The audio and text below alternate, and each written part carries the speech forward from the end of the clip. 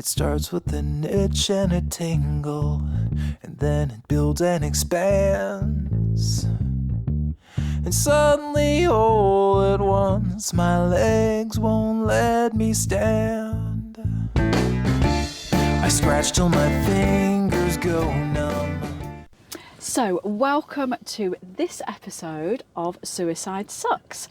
And in the camper van today, on a very, very cold day, because it has been snowing, so the van's quite iced up, and you can just hear the heater in the background, which hopefully will go off soon, because I have turned it off. But it was very cold. We've got our blankets around us, and in the van I've got Debbie Crouch with me, and Debbie's got coffee and I've got tea today. Now, Debbie is a creative facilitator and co-author, and she's passionate about using art as a tool for wellness and connection. And it's through her artwork with Art for Wellness CIC where she hosts workshops and initiatives that promote creativity, mindfulness and personal growth. Wonderful. Her journey hasn't all been good though. It's included some navigating challenges, and she's had periods of depression and suicidal thoughts. Now, all of these experiences have deepened her understanding of the importance of self-expression, community and finding purpose. And she thrives on creating a safe space for others to heal and thrive themselves through creativity, which is wonderful, Debbie. Welcome. Oh, welcome. It was such a lovely introduction. Fantastic. I mean, it just, you kind of nail two sides, because, you know, you've had the suicidal thoughts, but you're on the other side of the people that I interview, which are people that can provide a place for people to heal, really, which is fantastic. So it's very exciting. You're a double whammy for us on the podcast that's lovely today. to know. So I don't know if you know, but I do always start with one particular question that I think listeners are getting used to now, and that is really for you to have a think and to share with us what one of your, because some people have many, what one of your darkest days so far have been.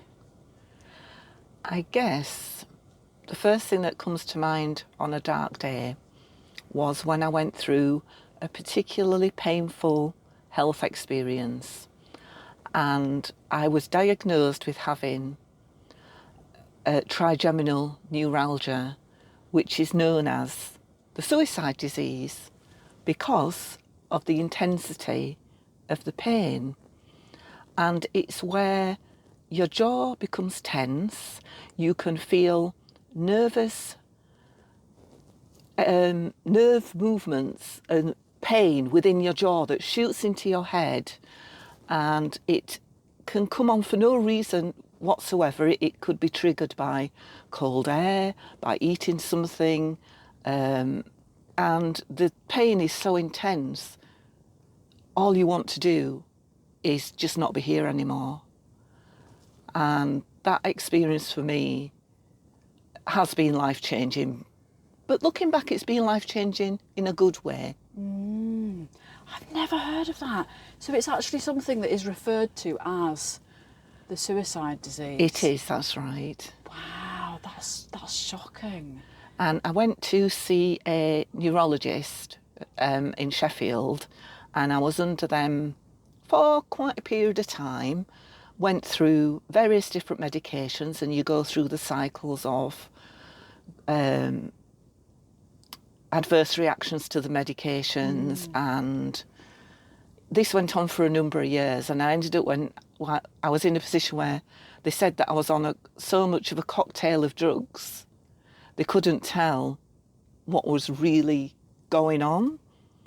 And it was only when I went to see another neurologist later down the line, I mean, this is after having MRI scans and lots of different other treatments, they realised that I had the symptoms of the condition, but I didn't actually have the condition. it was all caused by feeling stress, nervous, anxiety. My mental health was causing my body to react in such a way that it was having these really bad pain attacks.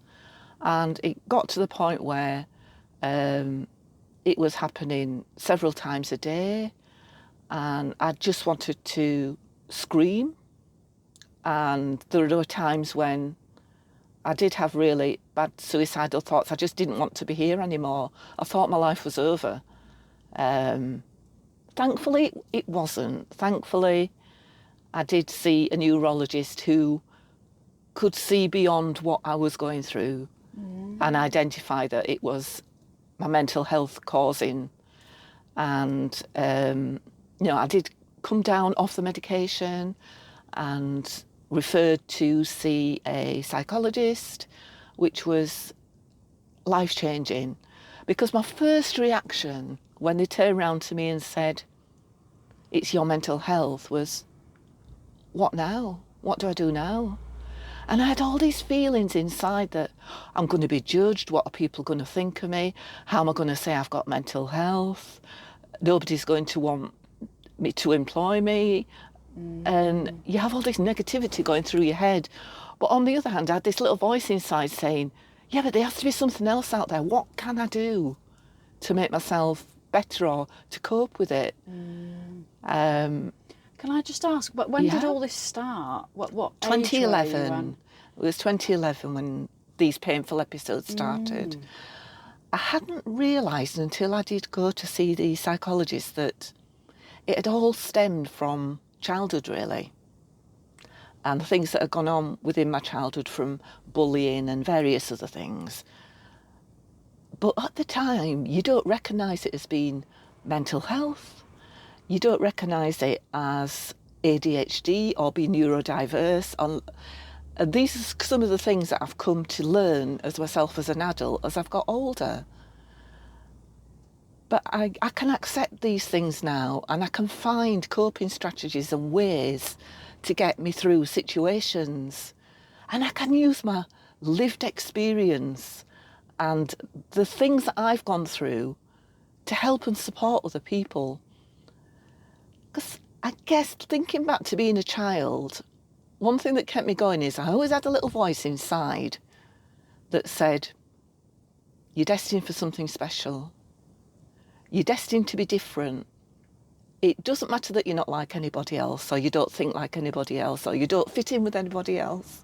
I had no idea what that was going to be or how it was going to materialise, which it didn't till my 40s as it happened. That's often the case though, isn't it? It's like, it takes that long to discover your life purpose type of thing. Yeah, just going back, when you got the pain, was it like a flick of a switch, or was it, because I always sit here and I think if there's anybody sat at home, who might be experiencing the same thing and potentially have no idea what it is that they're experiencing, with no diagnosis or misdiagnosis, tell us a little bit more about the early days of when you kind of started to understand what it was through the symptoms. Initially, I thought it was to do with my teeth, and I've been going to the dentist because I started getting jaw pain.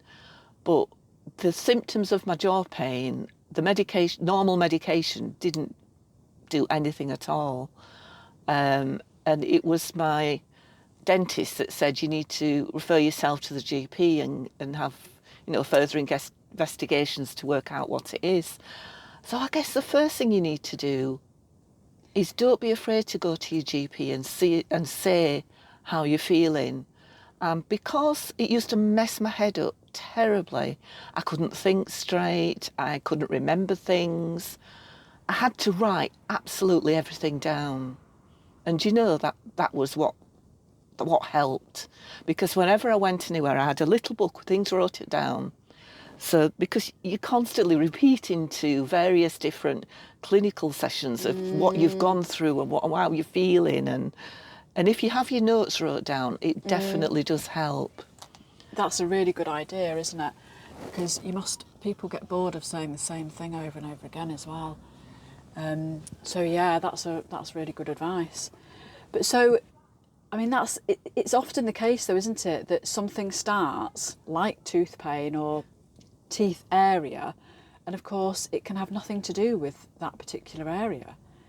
It's further investigation needed to delve into all these other things. Yeah, absolutely. You know, incredible. Because I remember going for some treatment where they taught me to do various different exercises on how to relax my jaw, because it was that, you know, people grind their teeth while they're sleeping, or if they're anxious, stressed or anxious, you tighten up your shoulders and your jaw and in that area, and you don't always realise that that's what your body's doing. So I got some exercises to learn how to do deep breathing, to learn how to relax my jaw, and that was really useful too. Because on my journey, just to go back a bit, I had other painful conditions that I went through.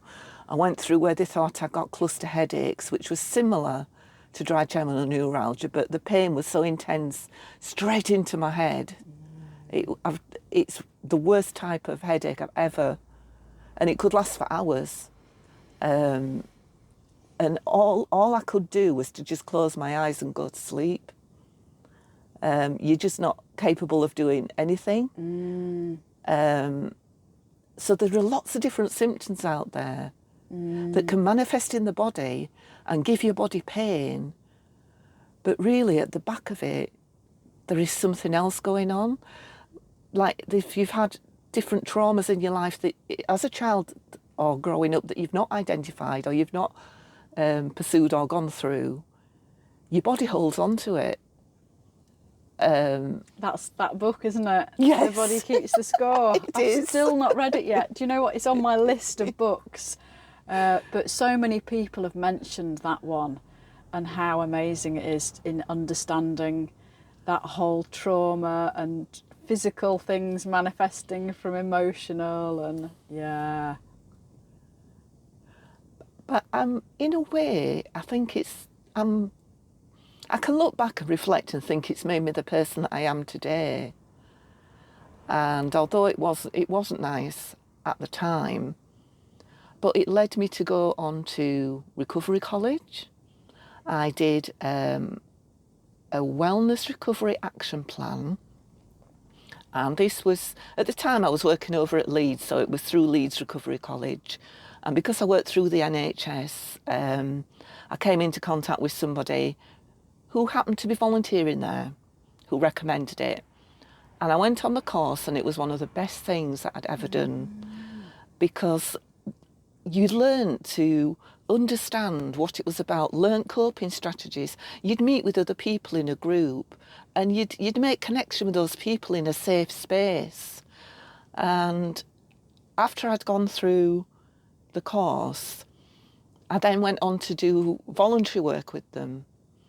And when it came to lockdown, they still wanted to run the RAP course, but for the first time they had to do it online. And I was really lucky in volunteering and training up to do the RAP course online with them and work with some fantastic people. Wow. And is that still going? It is, yes. All right. Yeah. And I know that there's other NHS bodies that have a recovery college, and I think there's one in Barnsley, and it's all over the country. Right, okay. But yeah, that was really life-changing. What's the criteria for that? Do you think, is there? I think it's self-referral. Right. Yeah, definitely self-referral, and they do various different modules that you can link into. So there's something there if you wanted to learn about confidence, if you wanted to learn about, I can't just think at the top of my head, but there's lots of different things that they can actually help and support people with. And it was about that time that I met someone who talked about the power of telling your story. Right. And that really sat with me, because although at the time I was still scared to tell my story and talk about what I'd been through, it was understanding that you only needed to share whatever you were comfortable with. And that by sharing your story in the right way, it can help somebody else, even if it's just to say, reach out, connect with somebody, speak with somebody, go see your GP, whatever the message they pick up from your story. And that's been in the back of my mind for a long time. And another part of the course was, we did a mind map.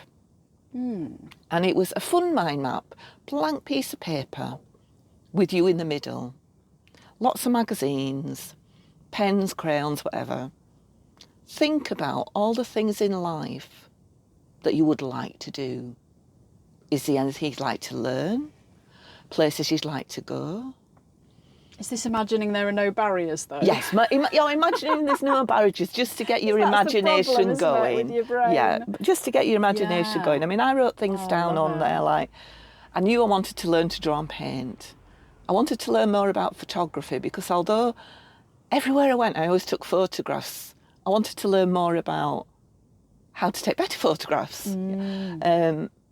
I wanted to have more confidence to be able to meet people and go out for coffee, to regain my social skills again, to go walking, go out in the countryside, go on holiday. And by holiday, it could be, you know, a day trip to Scarborough. It doesn't have to be. Yeah. It doesn't have to be the Maldives or the big holiday. It could be anything that you want to do. And when I put that on the wall, and when I looked at it, I sort of began to think, why aren't I doing something about it now? Because my brain used to say, oh yeah, when I retire, I can, you know, learn art, or when I retire, I can do a language course or a cookery or whatever. Yeah. And I got in touch with local college in Barnsley, and they were running a wellbeing course on how to learn to draw and paint. Oh. And they were running an open day, and I went to meet the tutor at the open day, and he was really warm, really welcoming, because the whole idea of being in a room with strangers and going to somewhere where you didn't know anyone scared me to death. It just terrified me. I think a lot of people can resonate with that. Yeah, definitely. But he just made it sound like it was such a friendly environment to come. So I did. I went along, and it was amazing. Yes, it did feel strange going in and sitting down to begin with, but then you could see that everyone else in the room felt a little bit the same. Of course, yeah. And you get chatting, and you have a cup of coffee, and you just drawing with pencils and splashing paint, and that's how I met my now best friend Heather, through doing that. So, and we both had this passion for art, and we could see it was something that we really wanted to do. And that's how it blossomed and grew to, when I completed the course, I wanted to be able to share it with other people. If I could show somebody else how they could do what I've done to feel better. And that's when I came up with the idea of Art for Wellness.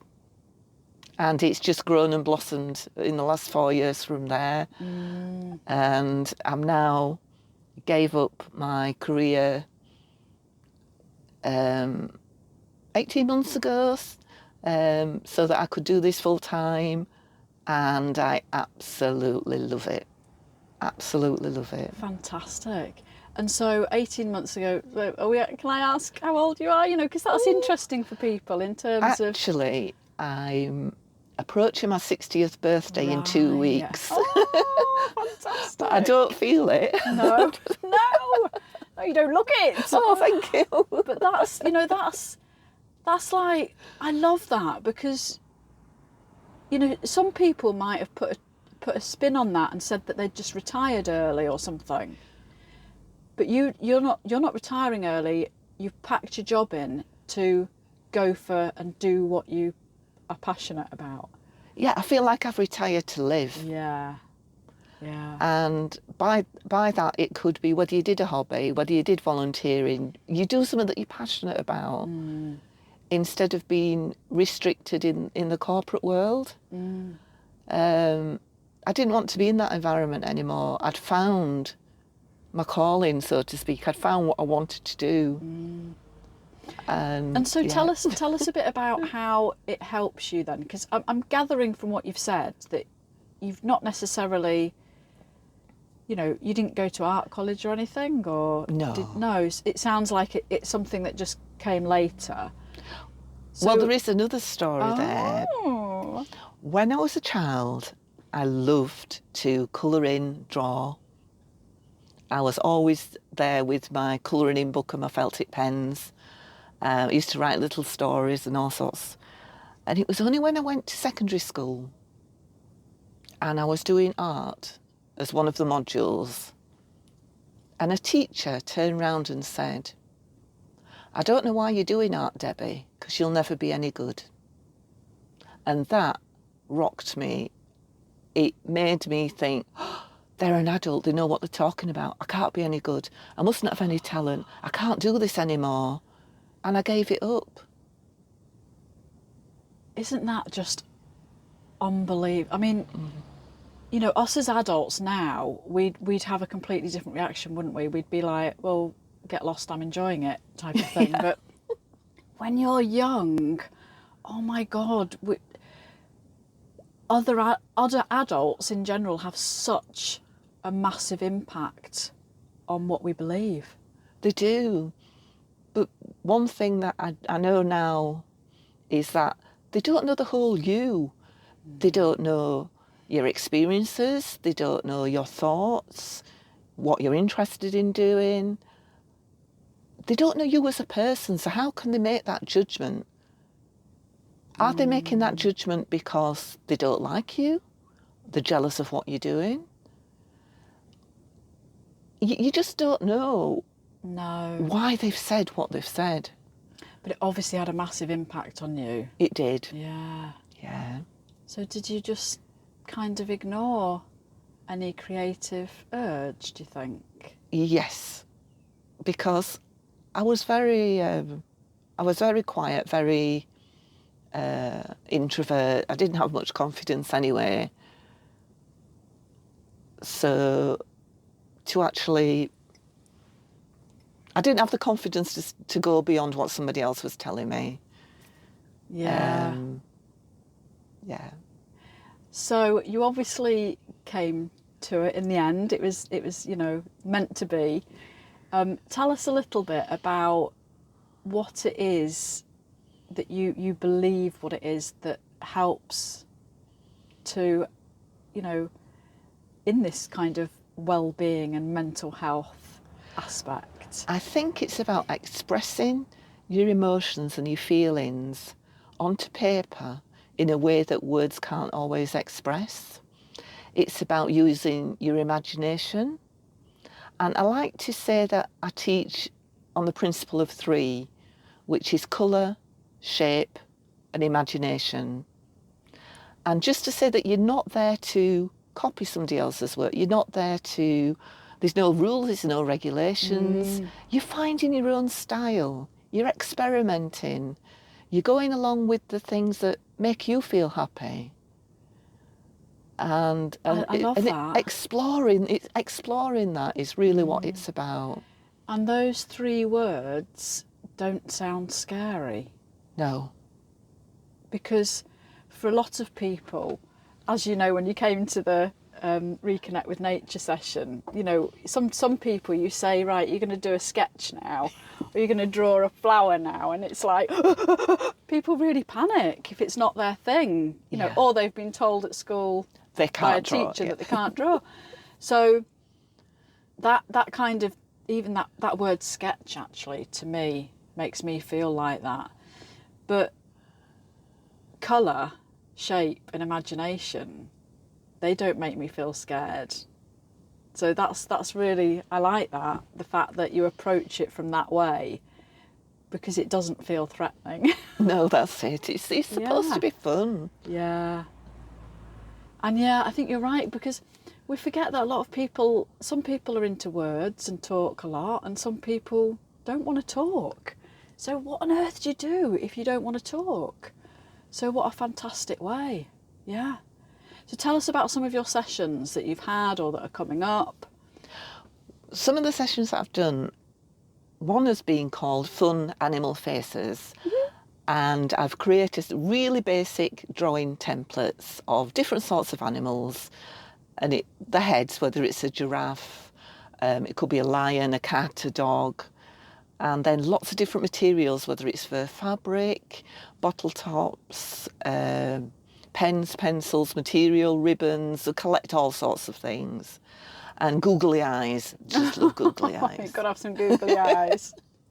And on the table, we just spread it out. People can choose their own template and use whatever materials they want to make their own animal. And I'll say, don't even feel you have to go the same colour. If you want to make, like I did, a green giraffe, if you want to make a green giraffe, then make a green giraffe. If you want to make a purple monkey, make a purple monkey. It's whatever you're feeling that you're wanting to do. Love it. And some of the sessions I've done with for older people, it's like it's a community group where they meet on a regular basis, and it's social as well as. And I went in to do the animal faces, and there was one gentleman in there, and he says, "Oh, I haven't got an artistic bone in my body. I don't know what I'm doing," but you know, he threw himself into it, and he loved it, and I kept asking him, I always go, "Oh, no, I haven't finished yet. I'm just going to stick this on and put this on." And at the end of it, he said, "Oh, I really love that.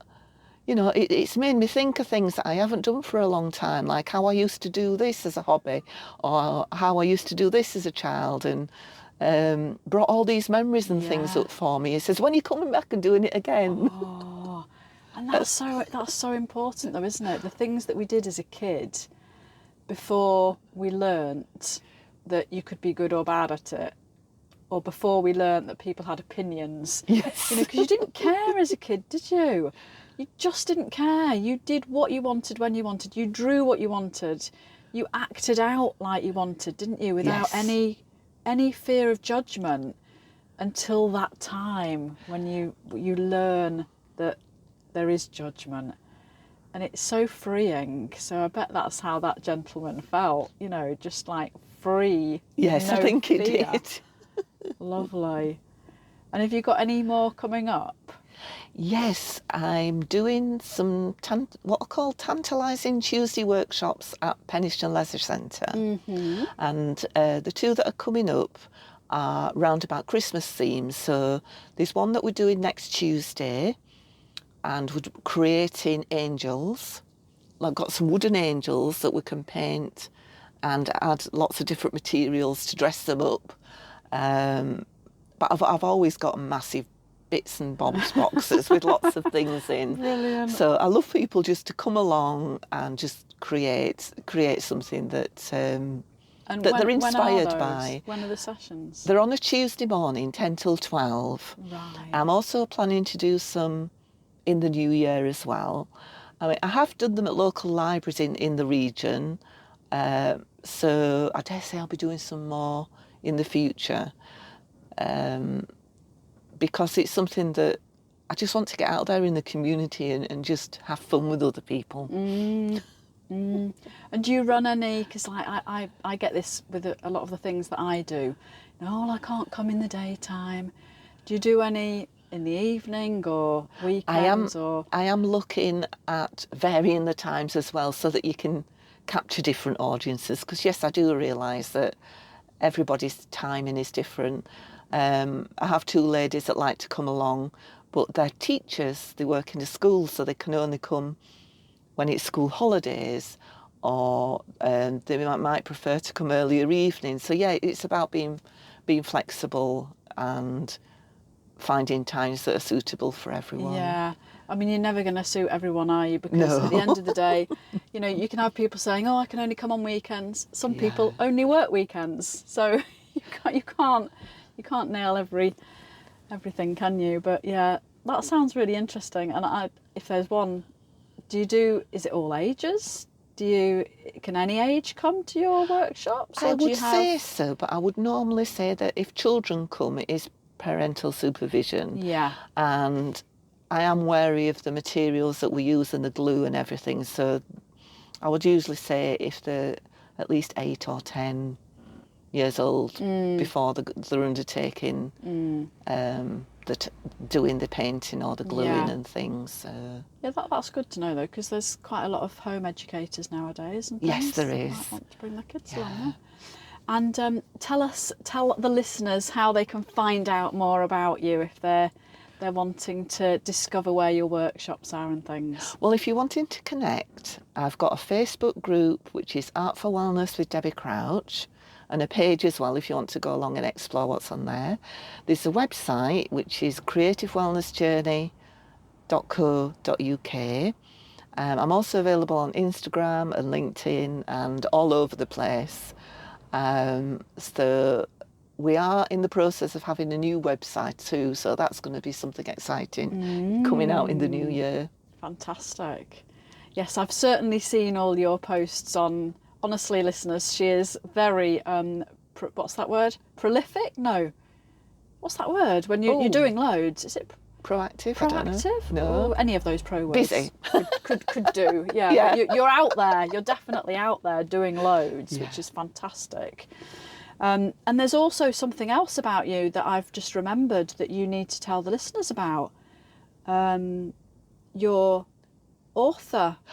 Oh, that's right. Yeah. I've been a co-author in a book, and it's called Beyond the Ordinary, and it's by Mandy Nicholson, and she invited 30 co-authors along to share their story from a neurodiverse or creative background, and it shares the things that they've been through, the challenges, how they've got through them, and the stories themselves are really empowering.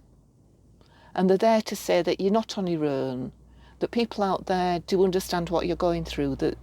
And the book itself, on launch day, it actually became a #1 bestseller, which is absolutely phenomenal. And amazing. I feel so proud to actually be part of this book. Absolutely. And it's available on Amazon, both on Kindle or in hardback, softback version. Fantastic. Oh. Yeah, you've had a very busy year. Yes. And if people do follow you or take part in any workshops, they'll certainly see that you are doing a lot of different things, a lot of fingers in a lot of pies. Oh, Debbie, it's been wonderful to speak to you today. I'm sorry it's been a bit cold because the windows are steaming up now. It's lovely under this blanket. Thank you so Good. much. We needed Ozzy with us, didn't we? But he's in the house keeping warm. But thank you so much. Oh, thank you. It's been my pleasure. It starts with an itch and a tingle, and then it builds and expands. And suddenly, all at once, my legs won't let me stand. I scratch till my fingers go numb.